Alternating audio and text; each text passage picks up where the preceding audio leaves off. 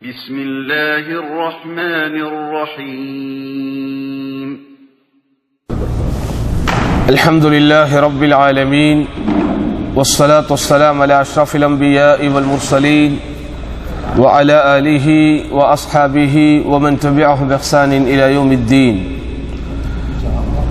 أما بعد اللهم صل على محمد وعلى آل محمد كما صليت على إبراهيم وعلى آل إبراهيم إنك حميد مجيد اللهم بارك على محمد وعلى آل محمد كما باركت على إبراهيم وعلى آل إبراهيم إنك حميد مجيد அன்பிற்கினிய சகோதரர்களே பெரியோர்களே, எல்லாம் வல்ல அல்லாஹுவின் பேரருளால் பெரும் கிருபையினால் தொடர்ச்சியாக நடைபெற்று வருகிற நமது ஜும்மா குத்பாவினுடைய மொழியாக்க நிகழ்ச்சியில் நாம் எல்லாம் இன்றைக்கு பங்கு பெற்றிருக்கிறோம். இன்றைக்கு மரியாதைக்குரிய ஹதீப் அவர்கள் உரையாற்றிய தலைப்பு அல் அதில். அதில் என்றால் நீதம், நீதி பரிபாலனம். அல்லாஹ் சுப்ஹானஹு வ தஆலா இந்த நீதி என்கிற இந்த அம்சத்தை இஸ்லாமிய மார்க்கத்தின் மிக உயர்ந்த ஸ்தானங்களில் ஒன்றாக வைத்திருக்கிறார். அல்லாஹ் தனது அடியார்கள் மீது கடமையாக்கி இருக்கக்கூடிய ஃபர்துகளில் ஒன்றாக அமைத்திருக்கிறார். இந்த நீதம் என்பது இந்த உலகத்தில் இருக்க போய்த்தான் வானங்களும் பூமியும் இயங்கிக் கொண்டிருக்கிறது.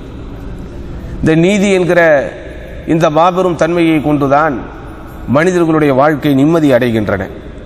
சமூகங்கள் நிம்மதியாக வாழ்வதும், உரிமைகள் பரஸ்பரம் வழங்கப்படுவதும், உயிர்களும் பொருளாதாரங்களும் மானங்களும் பாதுகாக்கப்படுவதும் இந்த நீதி என்கிற இந்த குணத்தை கொண்டுதான்.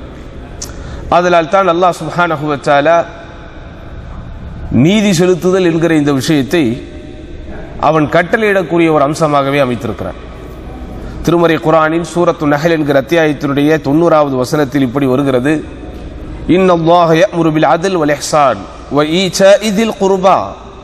நிச்சயமாக அல்லாஹ் நீதியை கொண்டும் உபகாரச் செயல்களை கொண்டும் உறவினர்களுக்கு தான தர்மம் செய்ய வேண்டும் என்பதை கொண்டும் அல்லாஹ் சுப்ஹானஹு வ தஆலா கட்டளையிட்டிருக்கிறான்.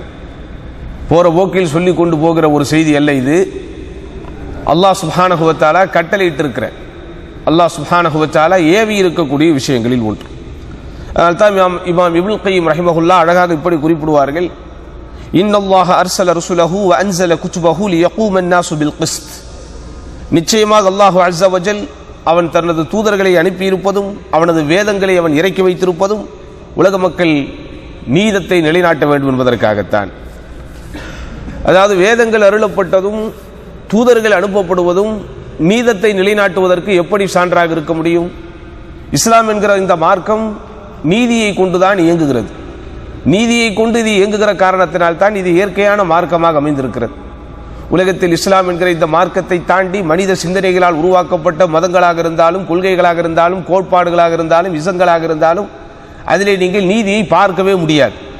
அதில் ஏதேனும் ஒரு வகையிலே பாகுபாடுகளோ, கூறுபாடுகளோ, வேறுபாடுகளோ, ஏற்றத்தாழ்வுகளோ கட்டாயம் நிகழும், திகழும்.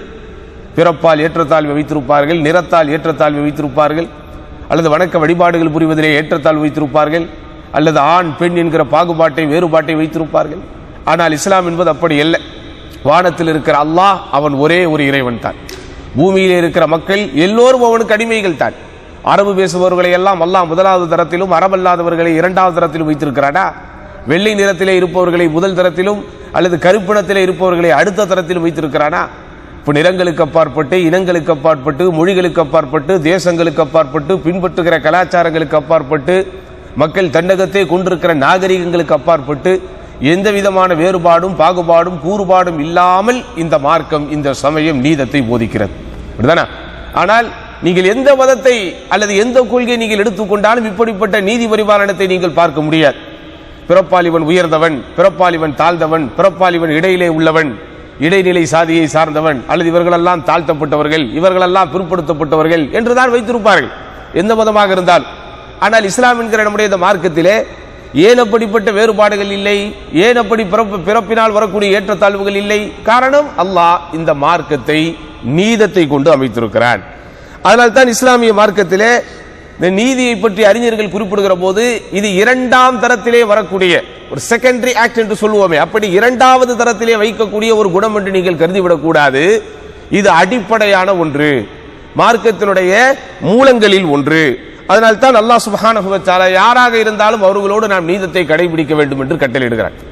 உறவினர்களாக இருந்தாலும் சரி, அல்லது யாரோ எவரோ என்று யாராக இருந்தாலும் சரி, அல்லது நம்முடைய நண்பர்களாக இருந்தாலும் சரி, நம்முடைய எதிரிகளாக இருந்தாலும் சரி, யாராக இருந்தாலும் எல்லோரோடும் நீதியை கடைபிடிக்க வேண்டும் என்பது மார்க்கத்தினுடைய கட்டளை.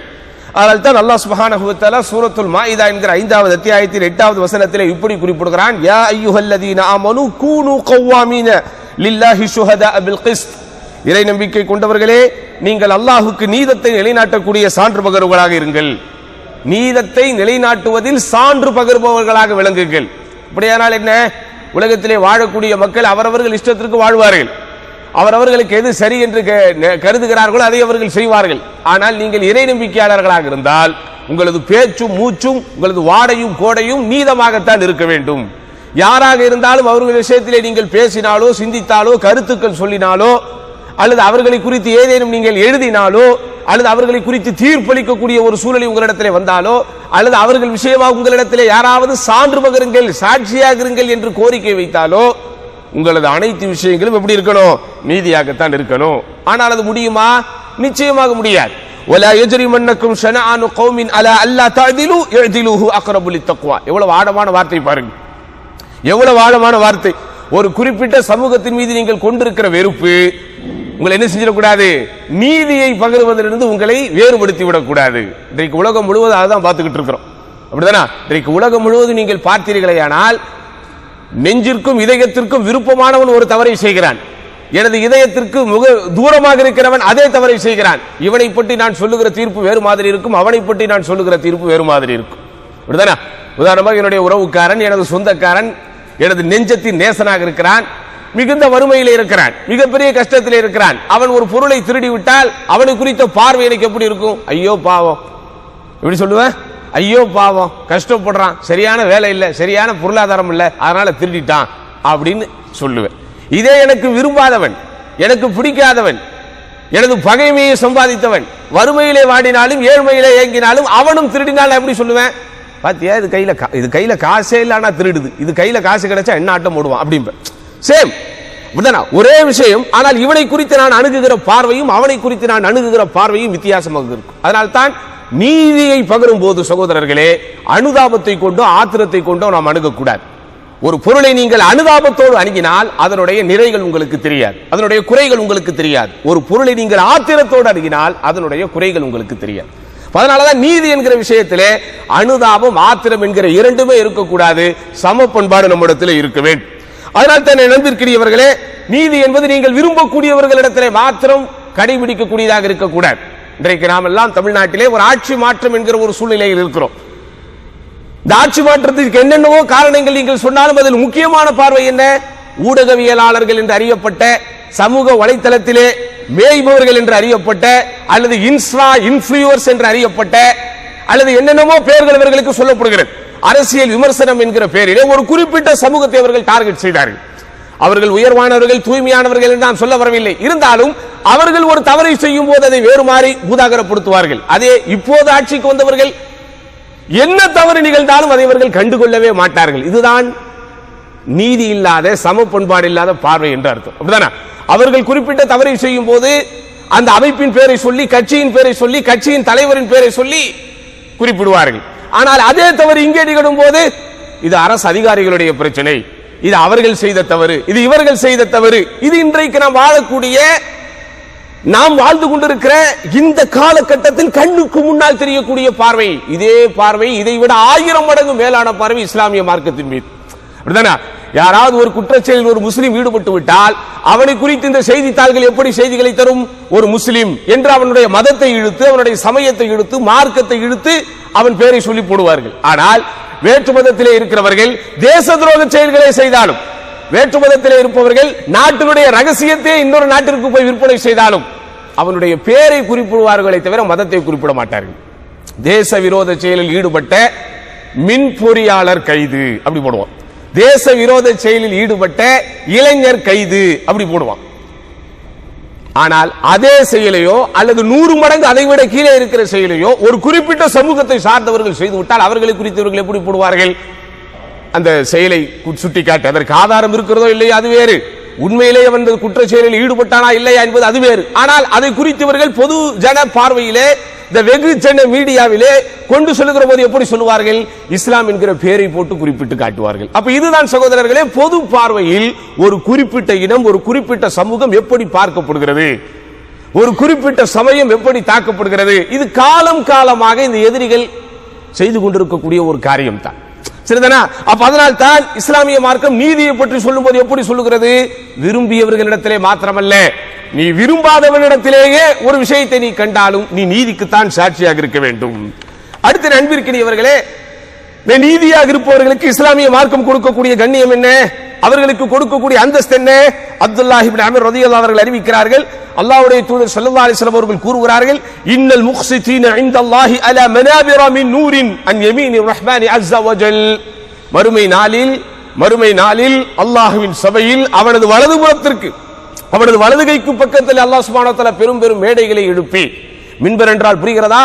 இமாம் சாஹிப் அல்லது ஹத்தீப் சாஹிப் எந்த இடத்திலே நின்று பேசுகிறாரோ அதை மின்பர் என்று சொல்லுகிறோம். மின்பர் என்றால் உயர்வான மேடை என்று பொருள். அல்லாஹ் இந்த உலகத்திலே நீதியோடு நடந்தவர்களை மாத்திரம் தேர்ந்தெடுத்து அவனது வலதுகைக்கு பக்கத்திலே ஒரு பெரும் பெரும் மேடைகளை அமைத்து அந்த மேடைகளின் மீது அல்லாஹ் அவர்களை ஏற்றுகிறான்.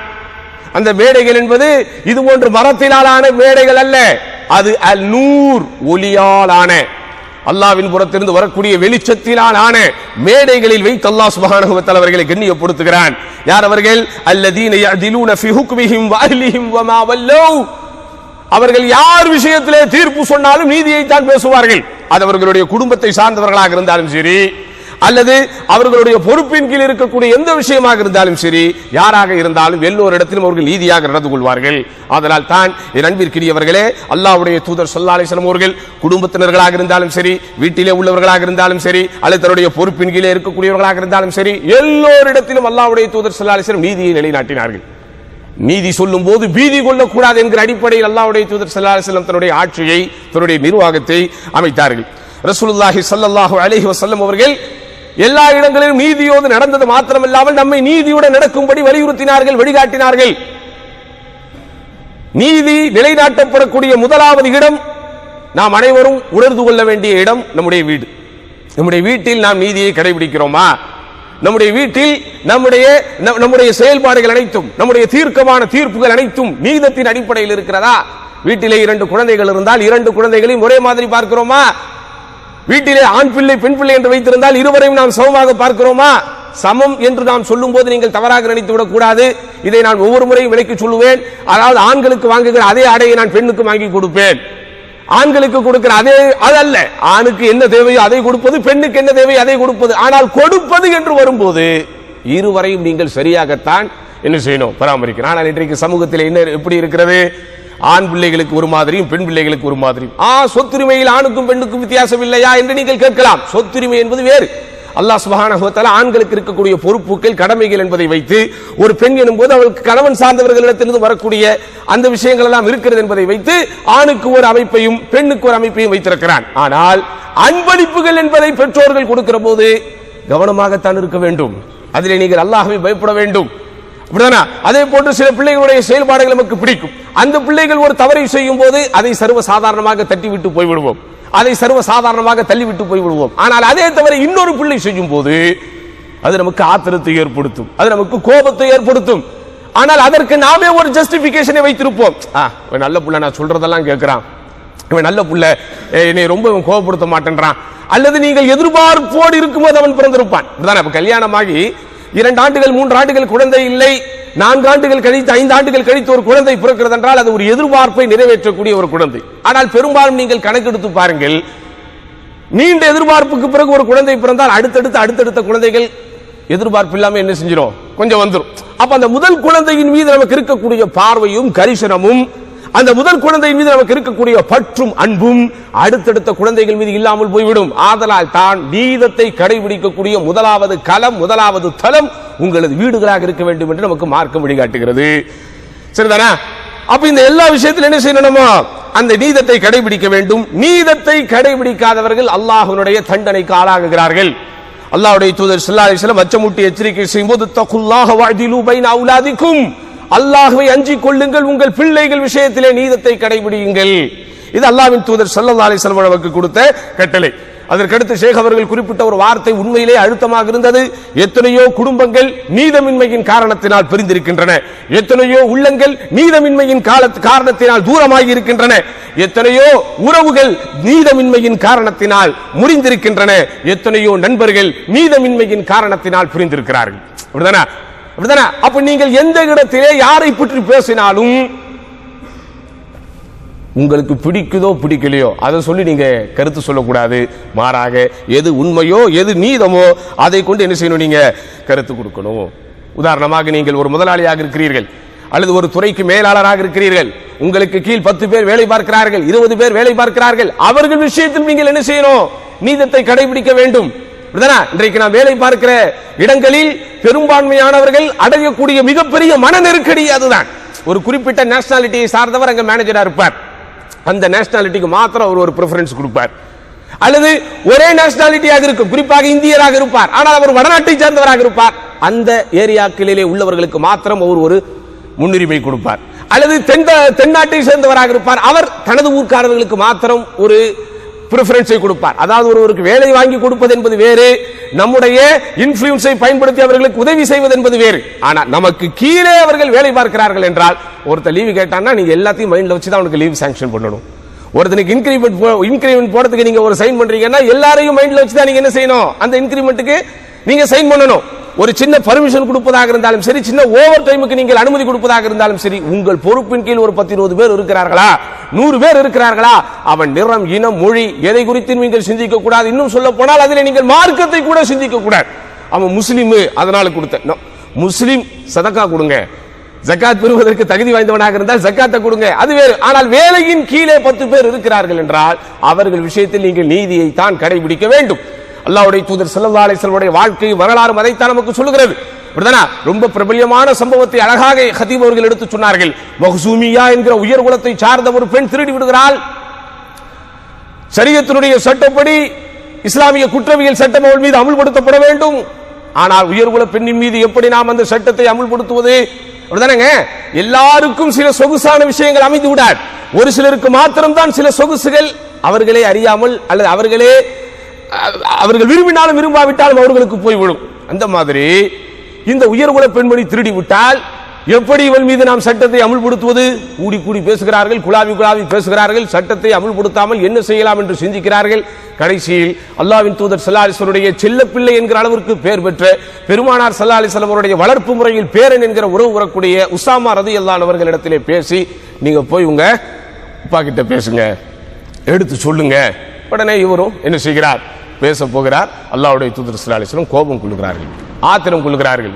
அந்த இதுல பாருங்க, அந்த மக்சூமியா குலத்தை சார்ந்த அந்த பெண்மணியின் பேரும் ஃபாத்திமா.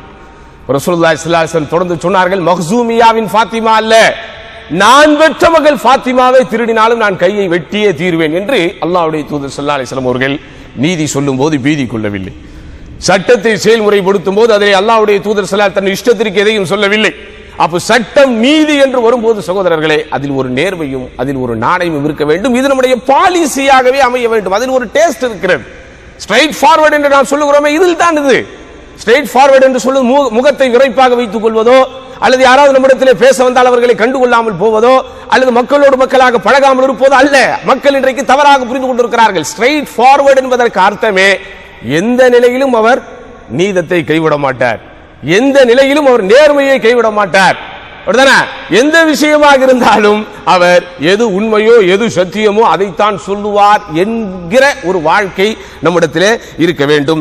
அதே போல நண்பிற்கினியவர்களே, நீதத்தை பற்றி தொடர்ந்து இமாம் அவர்கள் சொல்லும் போது அற்புதமான ஒரு வசனத்தை குறிப்பிட்டு காட்டினார்கள். வைதா குல்தும் ஃபஅதிலு வலவ் கான ஸா குர்பா, நீங்கள் எந்த விஷயத்தை பேசினாலும் அதில் நீதமாக இருங்கள். ஏன்னா நீதம் என்று சொன்ன உடனே நம்ம மைண்ட் செட்ல எங்க போகும் தெரியுமா? இதெல்லாம் ஜனாதிபதிகள், இதெல்லாம் இந்தியா அதாவது பாரத பிரதமர்கள், இதெல்லாம் ஆட்சியாளர்கள், பெரும் பெரும் நீதிமன்றத்தில் இருக்கக்கூடிய நீதிபதிகள், அவர்கள் துறை சார்ந்த விஷயங்கள் வரும்போது அதில் அவர்கள் தீர்ப்பு சொல்லுவார்கள். உங்களுக்கும் எனக்கும் என்று சில துறைகள் இருக்கிறது அல்லவா? உங்களுக்கும் எனக்கும் சில பொறுப்புகள் இருக்கிறது அல்லவா? அதனாலதான் பாருங்க அல்லாஹ் எப்படி சொல்லுகிறான், ஃபைதா குல்தும், நீங்கள் எதை சொன்னாலும் சரி, எதை சொன்னாலும் சரி, ஃபஅதிலு, அதில் நேர்மையாக நடந்து கொள்ளுங்கள், நேர்மையாக நடந்து கொள்ளுங்கள். குறிப்பாக மாமியாராக இருப்பவர் தனக்கு 2 மருமகள்கள் இருந்தால் 2 பேரையும் சரிசமமாக நடத்த வேண்டும். அவள் சமையலிலே எந்த குறை இருந்தாலும் கண்டுகொள்ளாமல் போவது, இவளுடைய சமையலிலே ஒரு பிரச்சனை என்று சொன்னால் அதை பெரிதாக்குவது. அது ஏன் அப்படின்னா, அந்த முதல் மருமக இவங்க வகையில வந்திருப்பாங்க, 2வது மருமக இவங்களுக்கு பிடிக்காத ஒரு வகையில வந்திருப்பாங்க. அப்போ அங்க ஒரு சின்ன தூசியே விழுந்தாலும், தூண் விழுந்த மாதிரி பெருசு பண்றது, அந்த பக்கத்து ஒரு தூணே விழுந்தாலும் ஒரு சின்ன தூசி விழுந்ததா கூட எடுத்துக்கிறது. இப்படி எல்லா விதத்திலும் உங்களுடைய நீதத்தை நீங்கள் சரி செய்ய வேண்டும், உங்கள் நீதத்தை நீங்க கடைபிடிக்க வேண்டும் என்பதை ஷேக் அவர்கள் முதலாவது குத்துபால சொன்னாங்க. 2வது குத்துபாவில் இன்னும் மேலதிகமாக சில விஷயங்களை சொன்னாங்க. என்ன அப்படின்னு சொன்னா, நீதத்தை கடைபிடிப்பது என்பது நாடும் நாட்டின் மக்களும் நிம்மதியாக வாழ்வதற்குண்டான ஒரு விஷயம். எங்கெங்கெல்லாம் நீதிகள் தவறுகிறதோ அங்கேதான் சகோதரர்களை பிரச்சனைகள் பெருகுகிறது. அப்படிதானே? இப்ப இன்னைக்கு பாருங்க, தொடர் கொலை அப்படின்னு நம்ம பார்க்கிறோம். கொலைகளை நம்ம நியாயப்படுத்த முடியாது. இன்னும் சொல்ல போனால் இஸ்லாமிய மார்க்கம் கொலையை பெரும்பாவங்களில் ஒன்றாக சொல்கிறது, அழித்தொழிக்கும் பாவங்களில் ஒன்று என்று குறிப்பிடுகிறது. அப்படிதானே? மறுமை நாளின் அடையாளமாக அல்லாஹ்வின் தூதர் ஸல்லல்லாஹு அலைஹி வஸல்லம் அவர்கள் நமக்கு அச்சமூட்டி எச்சரிக்கை செய்த விஷயத்திலே காரணமின்றி கொலைகள் பெருகும் என்று சொல்லி இருக்கிறார்கள். அதனால் கொலை என்பது ஒரு அருவருக்கத்தக்க ஒன்று, ஒரு ஆபத்தான ஒன்று, ஒரு அபாயமான ஒன்று. ஆனால் இன்றைக்கு நாம் பார்க்கிறோம், சர்வ சாதாரணமாக கொலைகள் நடக்கின்றன.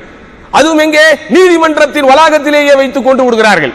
பரோலிலே அனுமதி வாங்கி விட்டு வருகிறார்கள், அந்த வந்து காத்திருக்கக்கூடிய அந்த காத்திருப்பு காலத்திலே கொண்டு விடுகிறார்கள். அல்லது போலீஸ் ஸ்டேஷனுக்கோ எங்காவது சென்று கையெழுத்து போடுவதற்காக போகிறார்கள், போகின்ற வழியில் கும்பலாக சேர்ந்து கொண்டு விடுகிறார்கள். கொலைக்கு பின்னால் என்ன காரணம் என்று பார்த்தால், ஒரு தீர்ப்பு, ஒரு வழக்கில் இவர் மாட்டிருப்பாரு, அந்த வழக்கிலே தீர்ப்பு தாமதமாக வந்தாலோ, அல்லது தீர்ப்பு வினோதமாக வந்தாலோ, அல்லது தீர்ப்பு நீதியற்ற முறையில் வந்தாலோ, இவன் கோபப்பட்டு அவனை கருவறுக்க வேண்டும் என்று முடிவெடுத்து விடுகிறான். அப்ப இங்க ஒரு கொலை, அங்க ஒரு கொலை, இங்க ஒரு கொலை, அங்க ஒரு கொலை என்று ஆரம்பித்து சமயத்தில் நீங்கள் பார்த்தீர்களே, ஆனால் அது ஒரு இனக்கலவரமாக, சாதி கலவரமாக மாறக்கூடிய அளவிற்கு பயங்கரமான பாதிப்புகளை சமுதாயத்திலே ஏற்படுத்திவிடும். பொறாமை குணங்கள் பாதிப்பை ஏற்படுத்த ஆரம்பிப்பதும் இங்கேதான். சின்ன சின்ன விஷயத்துல நம்ம என்ன செஞ்சிருப்போம், நீதத்தை விட்டு கொடுத்திருப்போம். அப்படிதானே? ஒரு ஆள் உங்ககிட்ட வந்து பர்மிஷன் கேட்டிருப்பார், அவருக்கு நீங்க கொடுத்திருக்க மாட்டீங்க.